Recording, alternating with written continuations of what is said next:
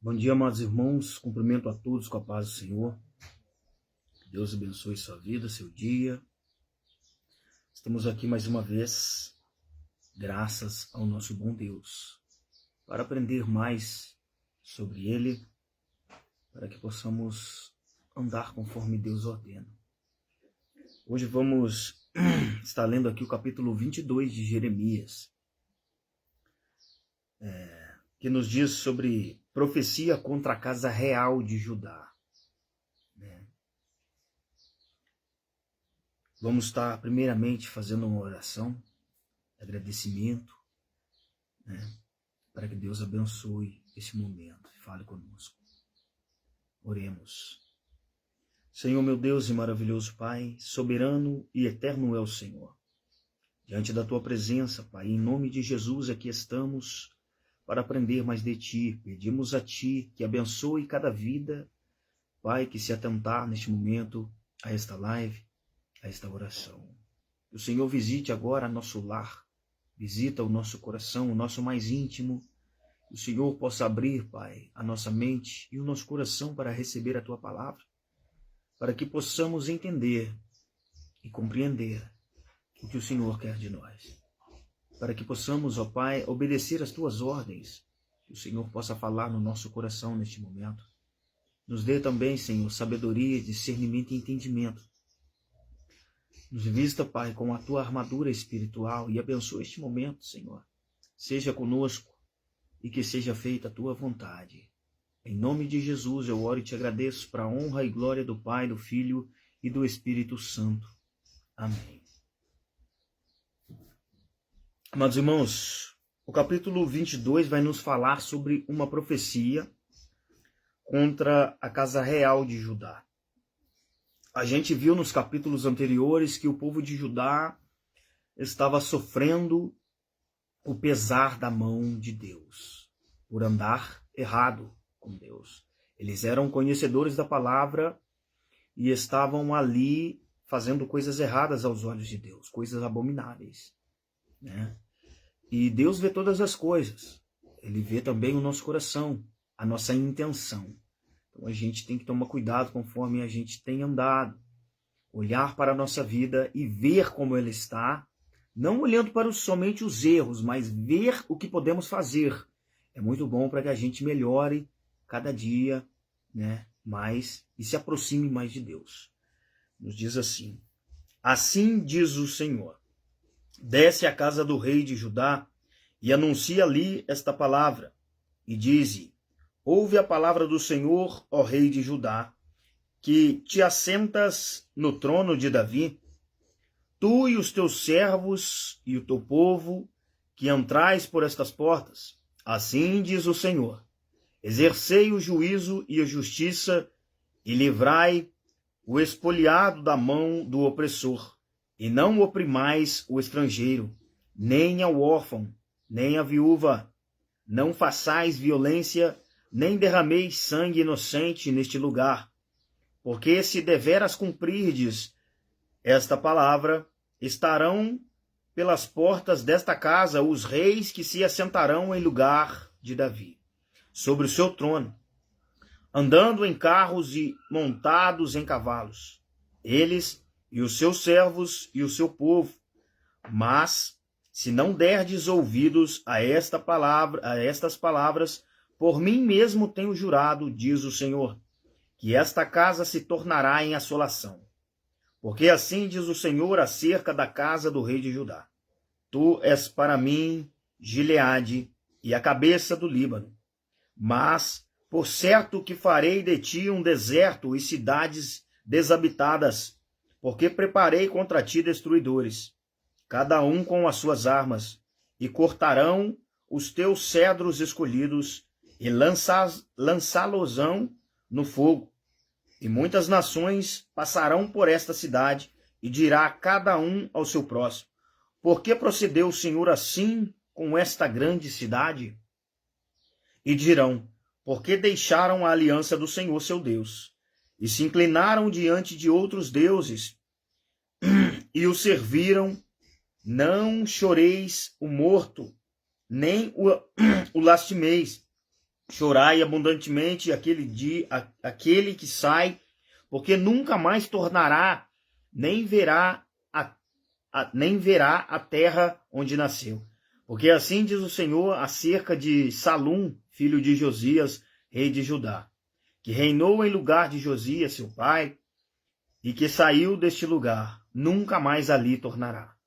Mas no lugar para onde o levaram cativo, ali morrerá, e nunca mais verá esta terra.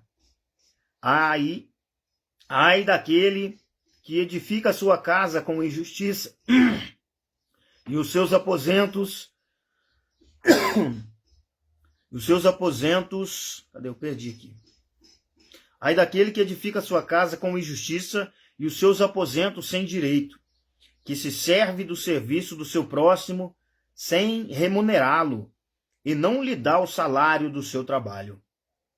Que diz: edificarei para mim uma casa espaçosa e aposentos largos, e que lhe abre janelas, forrando-a de cedro e pintando-a de vermelhão. Porventura reinarás tu, porque te encerrarás em cedro? Acaso teu pai não comeu e bebeu, e não praticou o juízo e a justiça? Por isso lhe sucedeu bem. Julgou a casa do aflito e necessitado, então lhe sucedeu bem. Porventura não é isto conhecer-me, diz o Senhor? Mas os teus olhos e o teu coração não atentam, senão a tua avareza, e para derramar sangue inocente, e para praticar a opressão e a violência. Portanto, assim diz o Senhor acerca de Jeoaquim, filho de Josias, rei de Judá. Não o lamentarão, dizendo: ai, meu irmão, ou ai, minha irmã, nem lamentarão, dizendo: ai, Senhor, ou ai, sua glória.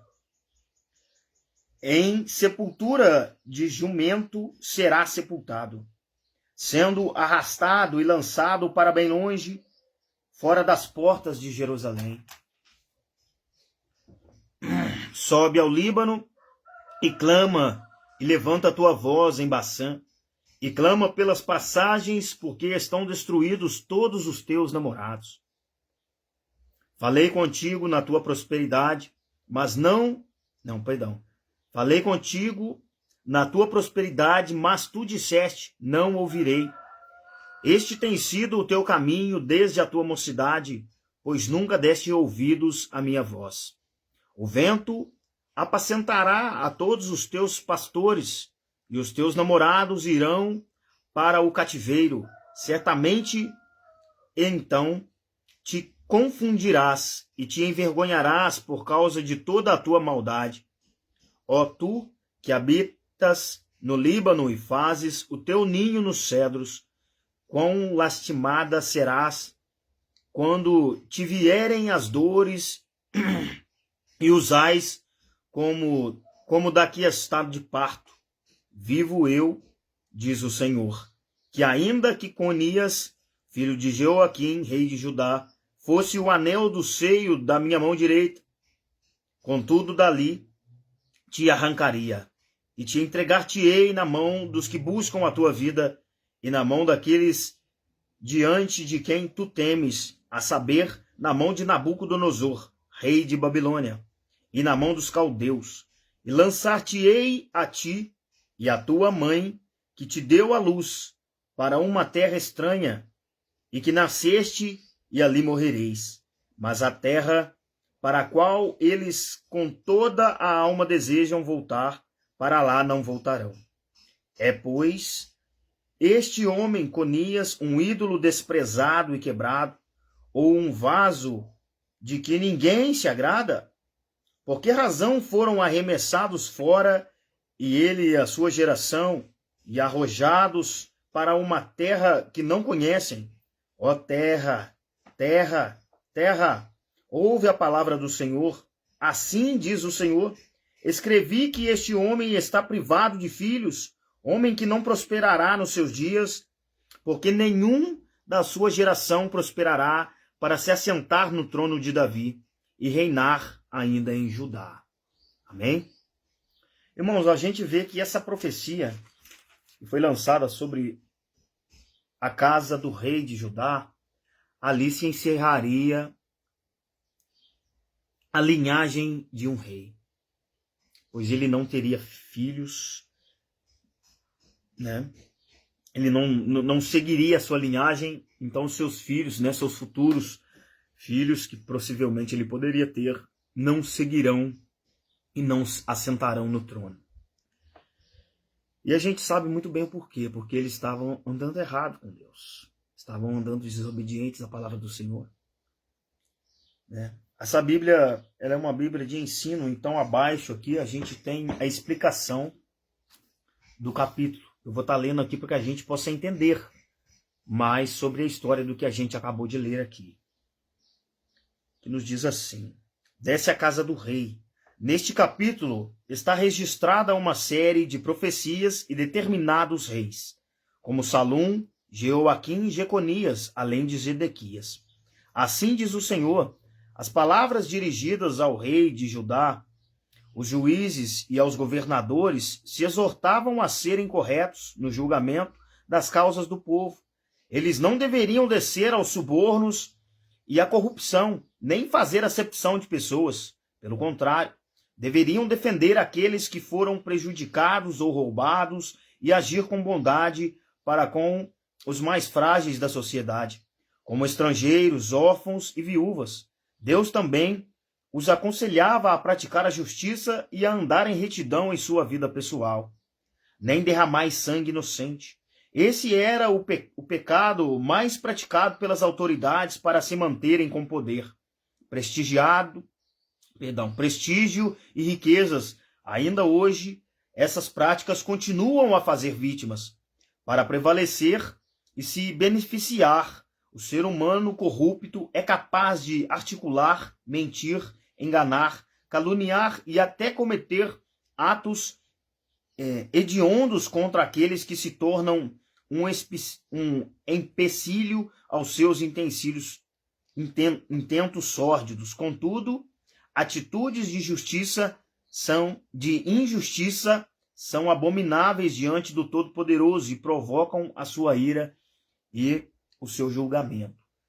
Bom, provavelmente esses reis e essas pessoas assim que tinham mais autoridade, como às vezes capitães de exércitos, né, não estavam obedecendo a ordem do Senhor, que é ajudar os necessitados, né, as viúvas, os órfãos que passavam por necessidade, as pessoas mais humildes da época, né, pois eles recebiam suborno, eles aceitavam suborno de outras pessoas para que pudesse punir outras pessoas, né, que tal pessoa pudesse ganhar tal causa. Naquela época eles iam diante do rei para resolver problemas, né? Por exemplo, vou citar aqui um exemplo. A gente tem uma terra, estamos brigando por uma terra. A terra é minha, você diz que é sua, então a gente vai ver isso com o rei. E você paga suborno, né, para que ele diga que a terra é sua, para que eu perca, né, esta guerra.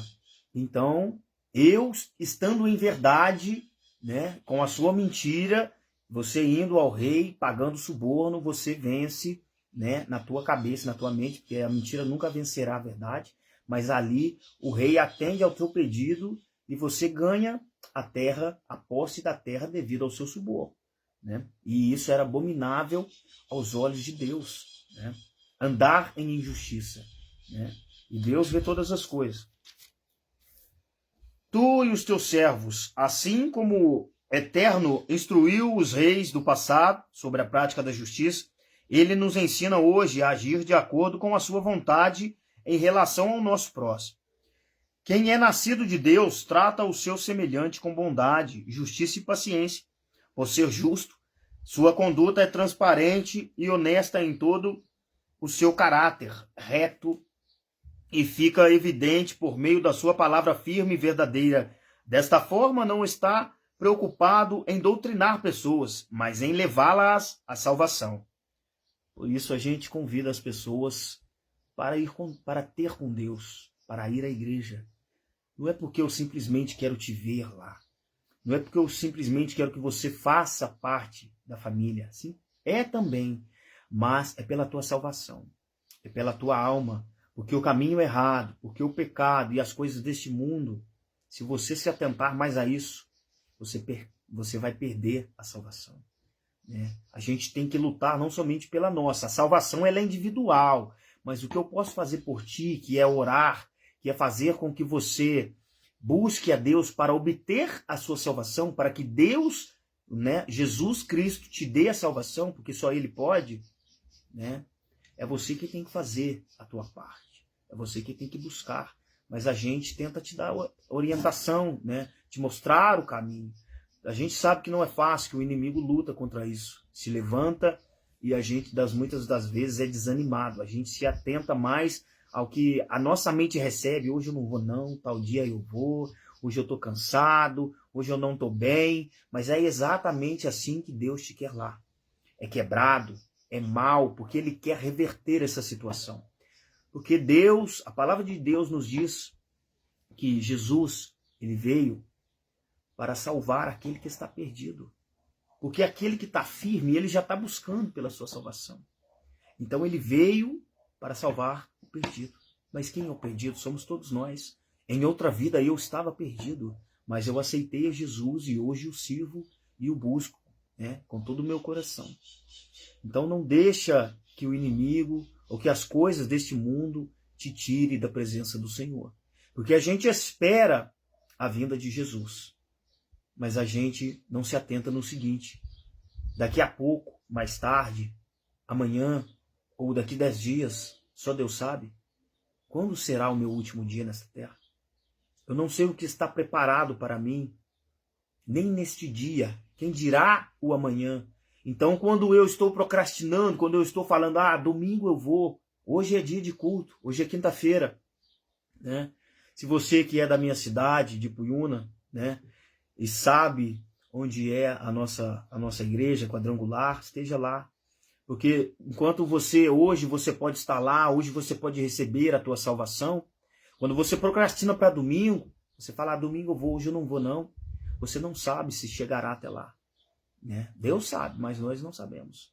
Então por isso a importância de, principalmente quando se trata das coisas de Deus, a gente não ficar adiando. Sabe? A gente não procrastina as coisas do mal, a gente não procrastina coisas erradas. Quando você sente vontade de ir num bar, você sai da sua casa, ainda que esteja fazendo coisa boa, você sai e vai. Quando quer fazer coisa errada, você sai e vai, você corre atrás. E nada te segura.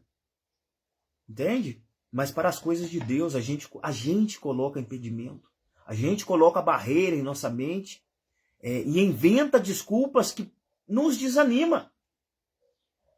E muitas das vezes isso acontece com pessoas que estão firmes na presença de Deus. Ela começa a desanimar aos poucos justamente por isso. Eu já fui ontem, hoje eu não vou não, eu tô com uma dorzinha de cabeça. Né? Enquanto tem gente no leito de um hospital clamando a Deus para ter um momento com Ele, para que não perca a sua salvação. Enquanto tem gente em cadeiras de roda ou deitado no leito da sua casa sem poder se mover, querendo buscar, querendo ouvir a palavra de Deus e não tem, às vezes, movimento na sua perna ou talvez até em todo o seu corpo para estar na igreja buscando a Deus. A gente tem saúde, a gente é perfeito em condição física e não o busca. A gente tem ouvido para ouvir a palavra do Senhor e não ouve. Nós temos olhos para ver e não caminhamos, não pegamos o rumo correto. Enquanto pessoas que não têm isto almejam ter. O que te impede realmente de buscar a Deus? Você quer mudar de vida? Você quer ser curado? Você quer ser libertado? Mas por que não dá o passo? Deus sabe que você quer e você precisa. Deus não precisa de você. É você quem precisa de Deus, sou eu quem preciso de Deus, por isso eu busco. Porque sem Deus, a Bíblia nos diz, nada podemos fazer. Eu já disse isso aqui uma vez e vou dizer agora, para que você entenda. Se Deus te falar, já que você não precisa de mim, eu não vou fazer mais nada. Então você se acorda, tá? Já que foi Deus que te deu o fôlego de vida, você não tem poder sobre a vida ou sobre a morte. Mas então você se acorda, você tem a saúde, você busca o seu alimento e eu não vou te dar Nada. Eu quero ver se você consegue fazer algo na sua vida. Se Deus não suprir a sua necessidade, se Deus não te der o fôlego de vida, se Ele não te acordar para que você levante da sua cama, eu quero ver se você consegue por si próprio. Pensa aí comigo. A palavra de Deus nos diz que Ele mantém com o seu poder tudo onde está e como está. Porque foi através da palavra de Deus que tudo foi criado. Que haja. E quando Deus colocou vida no corpo de Adão, foi Ele quem soprou nas suas narinas. Tudo vem do Pai, tudo é para a glória dEle, tudo volta para Ele. Mas para que volte para Deus, a gente tem que dar direção para a nossa alma. O nosso espírito voltará para Ele, querendo ou não, quando a gente morre. Mas e a alma? Para onde você tem dirigido a sua alma? Né? Deixa eu ler aqui a explicação do verso 3. Assim diz o Senhor. Ou eu já li aqui, deixa eu ver.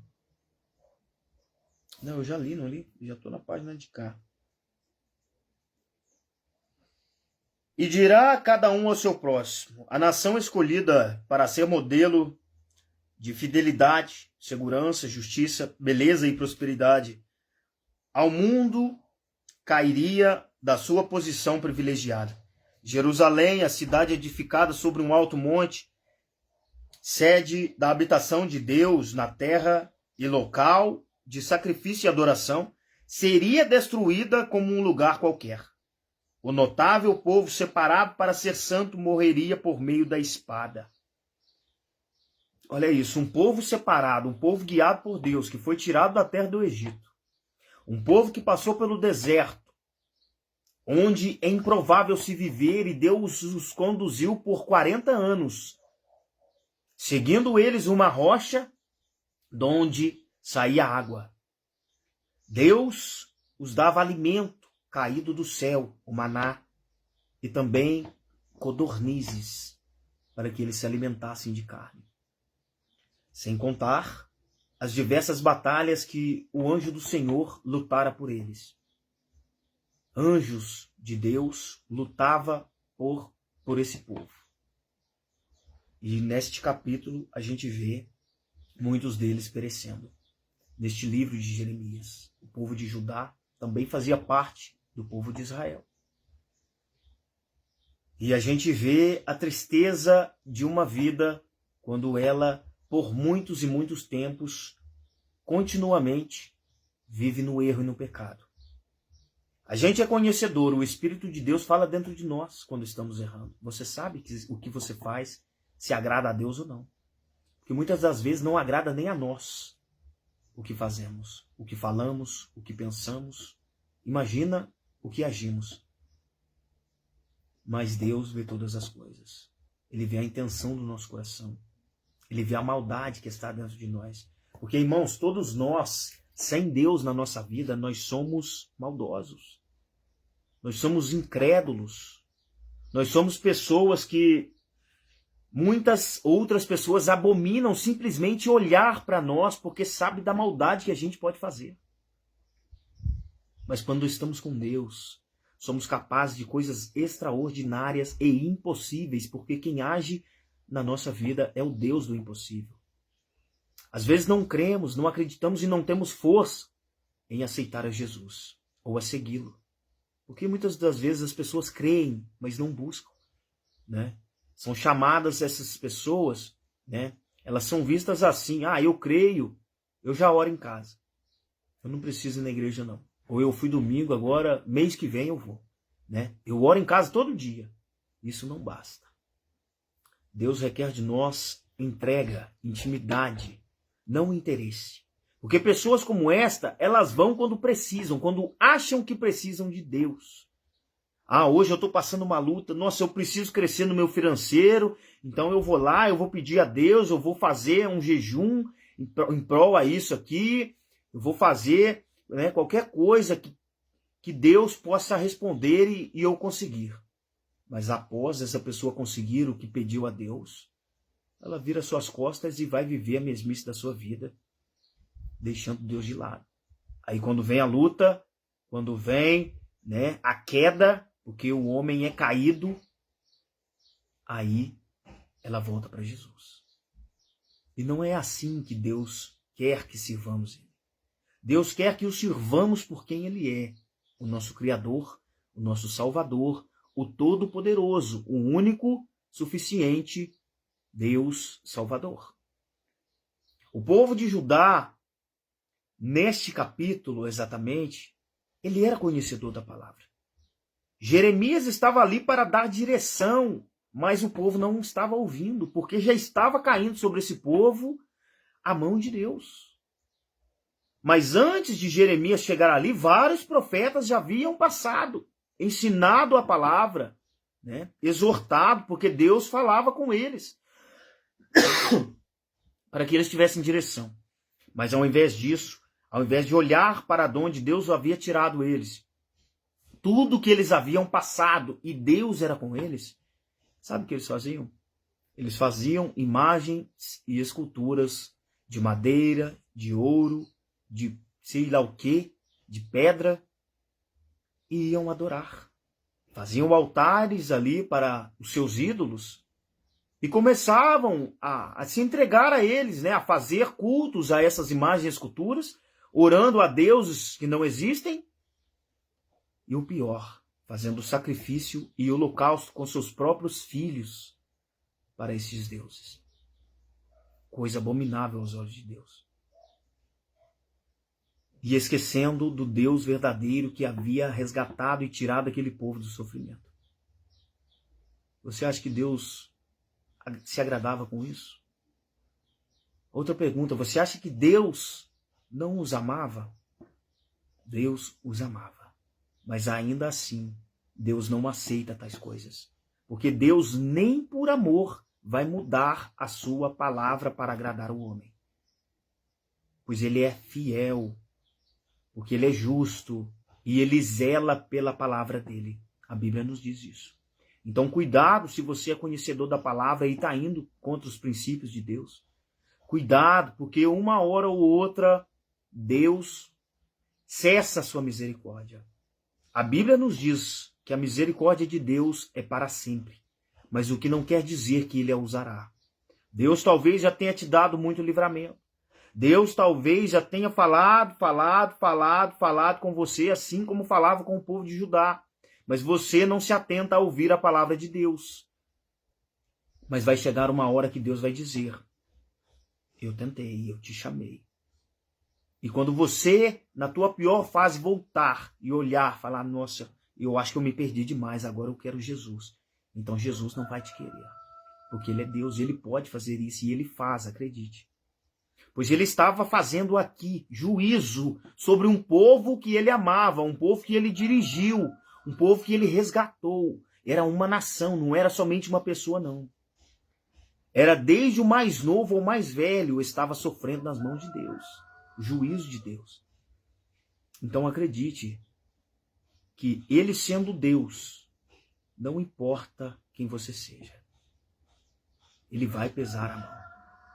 A Bíblia nos diz que Deus disse: agindo eu, quem impedirá?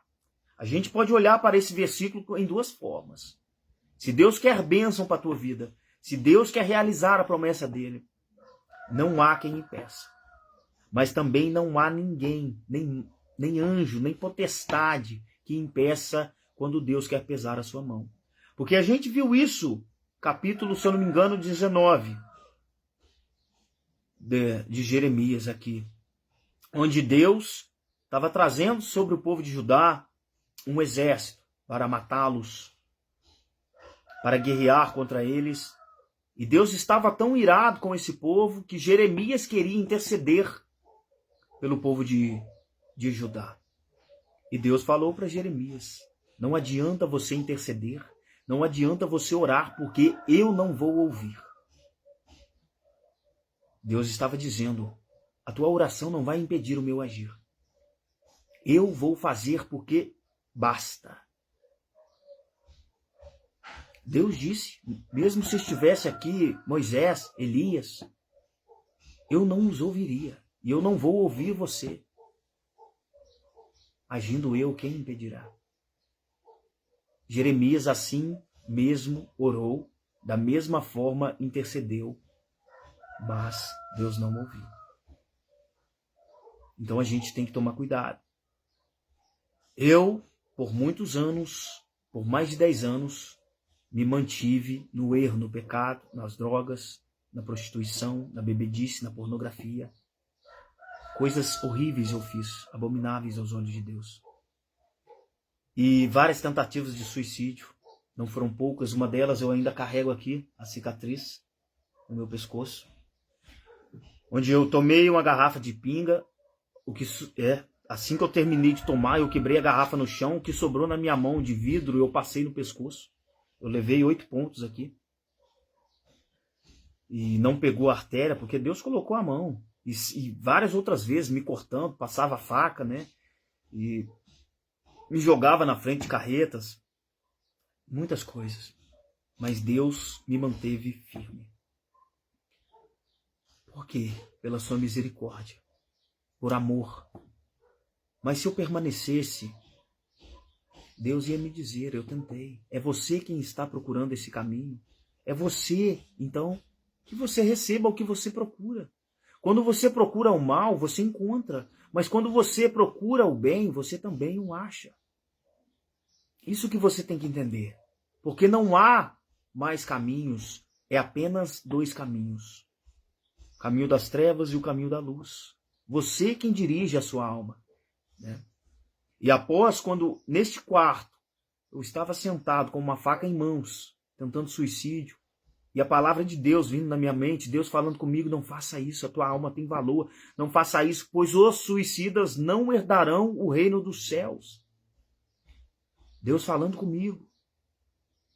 E eu temendo, claro, porque eu não queria ir para o inferno. Porque eu cria na palavra do Senhor. Por isso a importância de a gente ouvir a palavra de Deus. Porque no momento certo Deus fala com a gente. Hoje talvez não esteja fazendo sentido o que você ouve aqui na tua vida. Mas tenha certeza que um dia esta palavra vai trabalhar no seu coração. Porque a Bíblia nos diz que a palavra de Deus não volta vazia. Então neste momento eu olhei para o céu e falei, Senhor, por todas as vezes o Senhor me segurou. Por todas as vezes a minha vida foi segurada nas tuas mãos e o Senhor não deixou o pior acontecer. Então eu te aceito. E a partir daí eu comecei a buscar a Deus. Foi fácil? Não foi. E não é. E acredite, não vai ser. Você vai continuar vivendo lutas. Você vai continuar o inimigo se levantando. Porém, você terá um Deus todo-poderoso que tudo pode fazer ao seu lado, dirigindo a sua vida e te protegendo.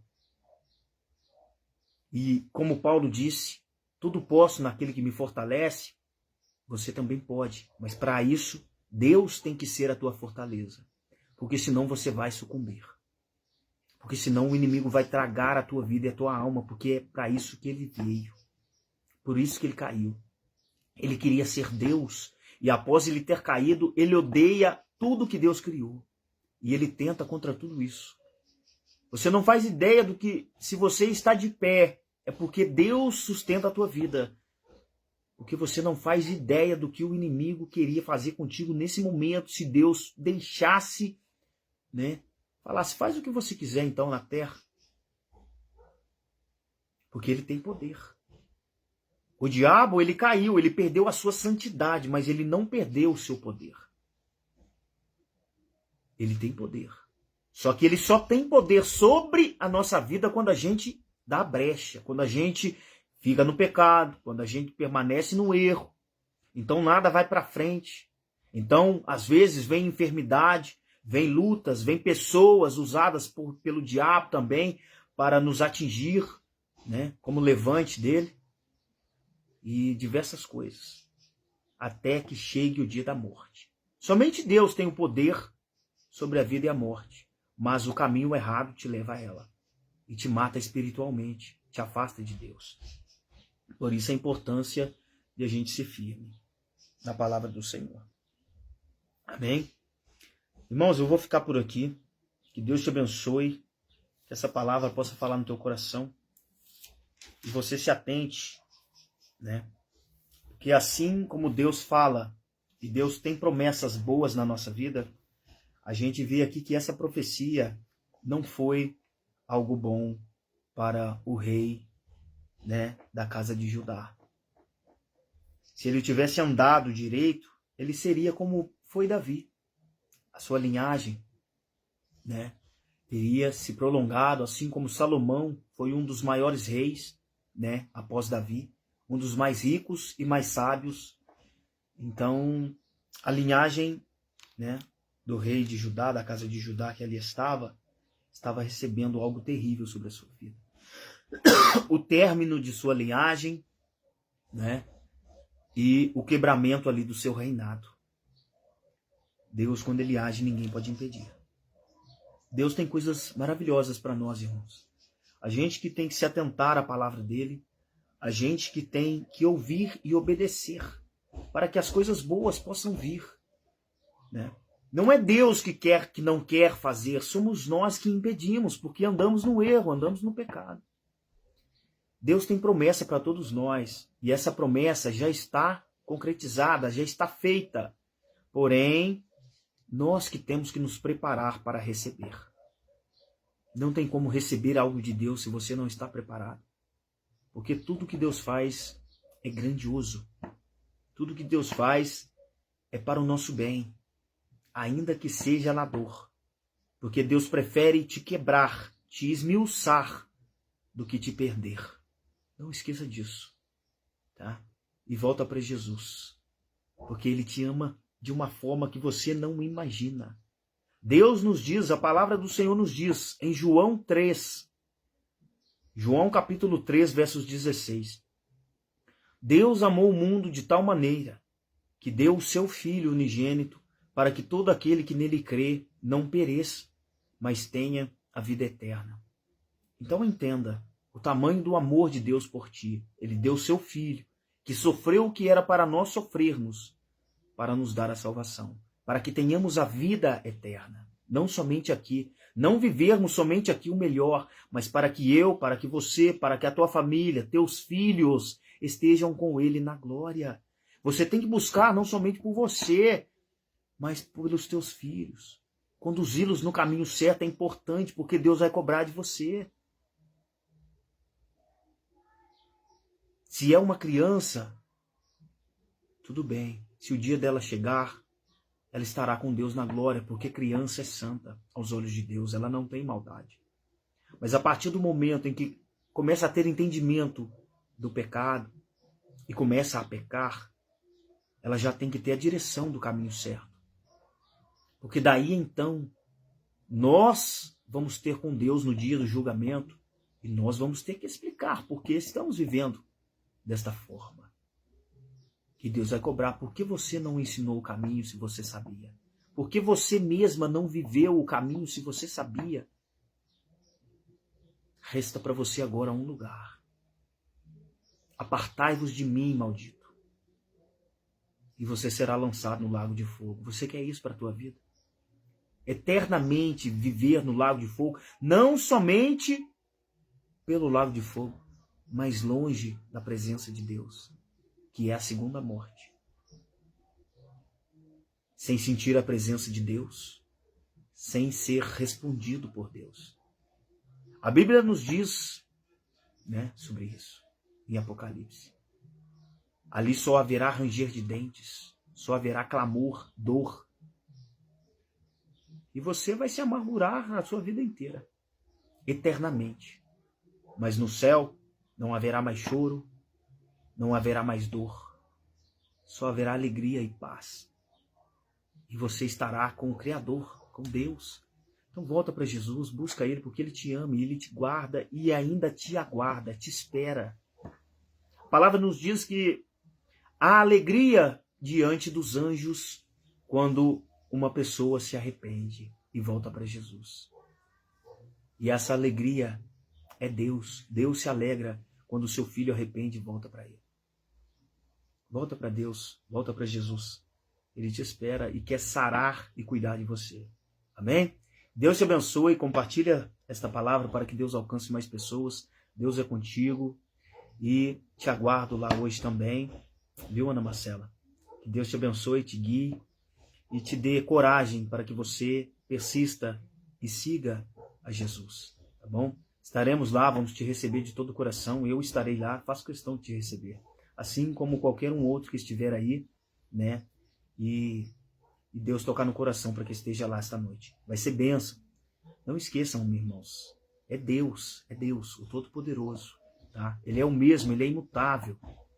E você não imagina como é bom estar na presença do Senhor. Você vai sentir isso, você vai saber o que eu estou falando.